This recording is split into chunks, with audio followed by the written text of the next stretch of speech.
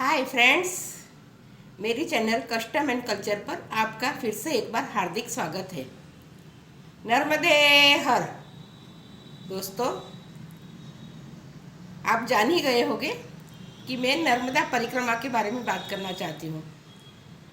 जैसे कि मैंने कहा नर्मदे हर, यानी कि नर्मदा परिक्रमा वाले ही ये बोलते हैं, इस तरह से माता को याद करते हैं। आज मैं आपके समक्ष एक ऐसा विषय लेकर आई हूँ जो कि आम जनता में ज़्यादा फेमस नहीं है, या समझो कि जिसकी ज़्यादा लोगों को जानकारी नहीं है। जी हाँ दोस्तों, तो मैं वही जानकारी लेकर आपके समक्ष उपस्थित हूँ। नर्मदा परिक्रमा, वैसे ये नाम तो हमने बहुत सुना है, किंतु इसके बारे में लोग कम जानते हैं कि इसे कैसे की जाए, कब की जाए। तो मैं इस बारे में थोड़ा सा प्रकाश डालना चाहूँगी। दोस्तों, हर आम आदमी की तरह, हर भारतीय की तरह मेरी भी बहुत इच्छा थी कि मैं नर्मदा परिक्रमा करूं। मैं सोच रही थी कि कैसे करूं, मुझे कोई माहिती नहीं थी। फिर अचानक से थोड़ा मुझे कहीं से कुछ ब्रोशर मिला, किसी ने पैम्पलेट दिया। अब 15 दिन का टूर था, बस से जाना हो तो भी 15 दिन का टूर है, तो कोई कंपनी तो ज़रूरी है। और जैसा कि आप जानते ही हैं, आजकल यंग बच्चों को तो इसमें इतना इंटरेस्ट होता नहीं है, उनकी रुचि नहीं होती है। तो मैं मेरे लायक कंपनी ढूंढने लगी। फिर अचानक से, देखो माता की कृपा देखो, अचानक से मेरी छोटी बहन ने सामने से बोला कि कहीं जाने का प्रोग्राम है। और मेरे मन में तो था ही, वो वैसे डॉक्टर है पेशे से, गुरदासपुर में रहती है, पर फिर भी उसने अपना क्लिनिक बंद करके 15-20 दिन के लिए क्लिनिक बंद कर दिया और बोले नहीं मैं चलती हूँ। तो इस तरह से मानो माता की मुझ पर कृपा रही और मुझे कंपनी मिल गई। तो हम चल पड़े नर्मदा परिक्रमा की ओर। बुकिंग करवा दिया, डेट फिक्स हो गई और हम चल पड़े। मैं अपनी यात्रा का थोड़ा बहुत संक्षिप्त में आपको ब्यौरा देने जा रही हूँ। आगे चलकर मेरे हर जगह के वीडियो और विज़न के साथ आपको उपलब्ध होगा, पर फिर भी मैं नर्मदा परिक्रमा के बारे में, नर्मदा नदी के बारे में आपको संक्षिप्त माहिती देना चाहूँगी, जो कि मेरे हिसाब से बहुत ज़रूरी है, क्योंकि आम लोगों को इसका इतना पता नहीं है। और वे, मुझे लगता है कि यहाँ तक कि हमारा युवा धन भी इससे जानने को आतुर होगा। दोस्तों, वैसे तो सभी पवित्र और प्रमुख नदियों की परिक्रमा के बारे में पुराणों में उल्लेख है, किंतु गंगा और नर्मदा नदी, जो कि अपने आप में उनका तट विशाल माना जाता है, उसकी धार्मिक हेतु से परिक्रमा बहुत महत्व रखती है। मैं बात करूंगी यहाँ नर्मदा परिक्रमा की, जो कि हम पैदल करने जाए तो 3 वर्ष 3 माह और 13 दिनों में पूर्ण होती है। या फिर हम आज के ज़माने में, जैसे कि आपको सब पता ही है, सब इतनी फास्ट लाइफ है, सब बिज़ी है, तो पैदल तो इतना शक्य नहीं है। फिर भी लोग करने वाले बहुत करते हैं। हम बहुत परिक्रमावासी को मैंने बीच में देखा, बहुत कष्ट लेकर भी करते हैं, धन्य है उनको। पर हम तो बाय बस गए थे, जिसमें 14-15 दिन लग जाते हैं। यह यात्रा जहाँ एक और आप समझ सकते हैं कि एक रहस्य होता है, एक रोमांच होता है, और थोड़े बहुत खतरे भी होते हैं। खतरे तो मामूली से होते हैं, पर फिर भी इसमें अनुभव का भंडार मिलता है। और यहाँ हमें नदी को लांघना नहीं है, नदी जिस ओर जाती है उस ओर हमें जाना है, नदी के रास्ते रास्ते ही जाना है। और जहाँ जहाँ हम जाते हैं वहाँ स्नान आदि कर कर एक पात्र में हमें जल भर लेना है। क्यों? क्योंकि जब हम यात्रा समाप्त कर देंगे, यानी कि जहाँ से हमने यात्रा शुरू की है, जैसे कि हमने झाड़ेश्वर से शुरू की, हमने झाड़ेश्वर पर पूर्ण की, किंतु जो सब जगह से जल लिया है उस जल को हमें वापस ओमकारेश्वर ज्योतिर्लिंग पर चढ़ाना है। और इसका भी एक रहस्य है कि ओमकारेश्वर नदी के उस पार है, तो हम चालू परिक्रमा में हम नहीं जा सकते उधर। इसीलिए जब हमारी परिक्रमा संपूर्ण हो जाए, पूर्ण हो जाए, जहाँ से हमने शुरू की थी वहाँ पर पूर्ण करनी है, और फिर वह जल लेकर हमें जाना है ओमकारेश्वर।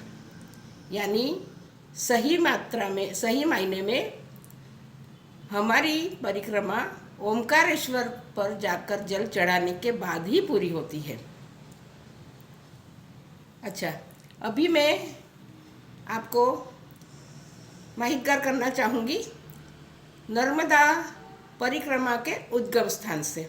जी हाँ दोस्तों, जैसा कि आप सबको पता ही होगा, ऐतिहासिक और धार्मिक तौर पर अमरकंटक माता का उद्गम स्थान है, और नर्मदा माता विंध्य और सतपुड़ा के पर्वतों से निकलकर भरूच, जो कि हमारे गुजरात में है, भरूच के पास खंभात की खाड़ी में अरब सागर में जा मिलती है। और एक बात कहना चाहूँगी कि नेमावर जो परिक्रमा में एक स्थान आता है, जैसा कि मैंने ओमकारेश्वर के लिए आपको बताया, एक स्थान नेमावर आता है, उसे वहाँ स्नान करने पर उस स्नान को नाभि स्नान कहते हैं, और नेमावर को नाभि स्थल कहते हैं। क्यों? क्योंकि जैसे हमारे शरीर में नाभि हमारे शरीर के मध्य भाग है, शरीर के मध्य में आती है, इसी तरह से नेमावर स्थल ऐसा है दोस्तों कि वो पूरी परिक्रमा के दौरान मध्य भाग में आता है। इसीलिए उसे नाभि का दर्जा देते हुए नाभि स्थल कहा जाता है। ये हर किसी को इतना ज्ञान नहीं है, या ये माहिती नहीं है, जो मैंने यहाँ आपको सुमाहितगार करना उचित समझा। अच्छा दोस्तों, अब मैं मेरे नर्मदा परिक्रमा के दौरान कहाँ कहाँ हम लोग गए उसका एकदम संक्षिप्त में, क्योंकि आगे चल के वीडियो आने हैं और मैं आपको माहिती देती ही रहूँगी, परंतु इस वीडियो में मैं आपको बताना चाहूँगी कि मैंने कहाँ से शुरू की और बीच बीच में कौन से स्थान आए और कहाँ पर पूरी की। तो दोस्तों, मैंने यह नर्मदा परिक्रमा झाड़ेश्वर भरूच के पास है, जहाँ नर्मदा का एक बार मुझे याद है मैंने रौद्र स्वरूप देखा था। माता इतना रौद्र स्वरूप है, उधर नहाने की भी मनाही है एक घाट पर, तो इतना रौद्र स्वरूप है। तो यहाँ से हमने यात्रा शुरू की। यहाँ पर नीलकंठ महादेव का सुंदर सा मंदिर है, वहाँ दर्शन किए और वहाँ से नारेश्वर गए। नारेश्वर भी स्नान आदि कर हम कुबेर भंडारी की ओर गए। कुबेर भंडारी तो जैसा कि आप जानते हैं विश्व विख्यात है। शायद मैं यही कहना चाहूँगी कि अभी तो विश्व विख्यात है। कहाँ कहाँ से लोग उधर उमावस के दिन आते हैं, और भगवान शिव जी का, जो कि भगवान कुबेर द्वारा प्रस्थापित किया गया शिवलिंग है, वहाँ पर दर्शन आदि कर कर अपने आप को धन्य पाते हैं। वहाँ से हम निकले गरुड़ेश्वर। गरुड़ेश्वर जो कि दत्त मंदिर है, श्रीरंग अवधूत महाराज का आश्रम है। और वहाँ से फिर हाफेश्वर। हाफेश्वर दोस्तों बहुत अच्छा सुंदर सा एक गांव है, और आप मंदिर देखो, इतनी असीम शांति मिलती है, बहुत सुंदर है। और वो वनडे ट्रिप भी हो सकता है बड़ौदा से हाफेश्वर, कामाठ के नज़दीक है। आप ज़रूर उसका आनंद लीजिएगा। वहाँ हम ठहर कर फिर गए महेश्वर। महेश्वर जो कि रानी अहिल्या का महल है और उसकी राजधानी है। वहाँ सब देखते हुए हम गए उज्जैन, जो कि कालों के काल महाकाल की नगरी है, राजा विक्रमादित्य की नगरी है। वहाँ से गए भेड़ाघाट। भेड़ाघाट का तो क्या कहना दोस्तों, माता का इतना सुंदर रूप है, इतना सुंदर रूप है, देखते ही बनता है। वहाँ से निकल हम गए अमरकंटक, जो कि माता का उद्गम स्थान है। उसकी सुंदरता का बखान मैं 2 शब्दों में नहीं कह सकती, पर्याप्त ही नहीं होगा। आगे चलकर उसके वीडियो आएंगे, उसमें आप देख सकते हैं कि आसपास के जो साइट सीइंग है, कपिल धारा, दूध धारा वगैरह है, वो आप उसके देखेंगे वीडियो तो देखते ही बनता है।